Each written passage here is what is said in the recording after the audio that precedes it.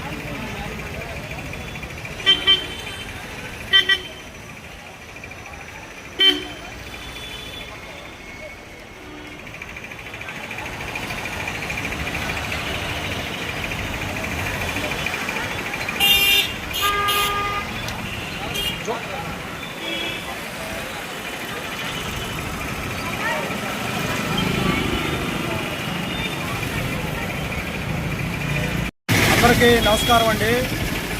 ఈరోజు ఈ భారతదేశ దళిత మాజీ ఉప ప్రధాని బాబు జగజ్జీవన్ గారి 40వ వర్ధంతి సందర్భంగా దళిత బహుజన సంక్షేమ సేవా సంఘం ఆధ్వర్యంలో పల్నాడు జిల్లా మాచెల నియోజకవర్గం మాచెల పట్టణంలోని అంబేద్కర్ పార్కు నందు దగ్గరలో గల డాక్టర్ బాబు జగజ్జీవన్ గారి విగ్రహానికి పూలమాలలు వేసి ఘనంగా నివాళులర్పించి జోహార్లు తెలియజేయడం జరిగింది.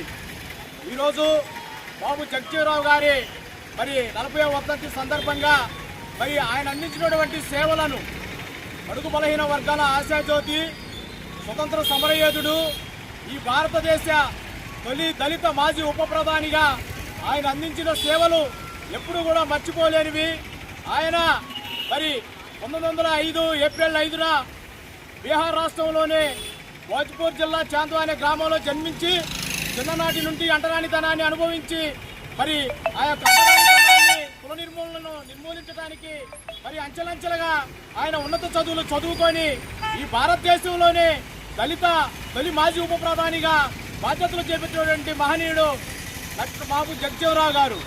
ఆయన బడుగు బలహీన వర్గాల హక్కుల కోసం, దళితుల హక్కుల కోసం, మహిళా సాధికారత కోసం, వారి అభ్యున్నతి కోసం కృషి చేసినటువంటి మహానుభావుడు బాబు జగజ్జీవన్ గారు.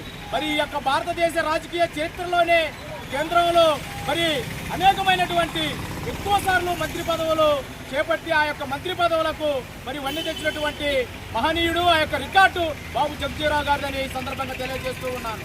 ఆయన అందించినటువంటి సేవలను ప్రతి ఒక్కరు కూడా ఆదర్శంగా తీసుకోవాలి. ప్రధానంగా ఆయన యొక్క పట్టుదల అయితేనేమి, కృషి అయితేనేమి, ఆయన యొక్క జీవితాన్ని యువత ఆదర్శంగా తీసుకొని సమాజ స్థాపనకు కృషి చేయాలని చెప్పేసి ఈ సందర్భంగా నేను యువతకు పిలుపునిస్తూ ఈ యొక్క కార్యక్రమంలో పాల్గొన్నటువంటి దళిత నాయకులు ఆరుమల్ల ఇస్రాయల్ గారికి నా హృదయపూర్వక నమస్కారాలు, ధన్యవాదాలు తెలుపుకుంటూ జోహార్ డాక్టర్ బాబు జగజ్జీవన్ రావు, జోహార్ బాబు జగజ్జీవన్ రావు, జోహార్ బాబు జగజ్జీవన్ రావు.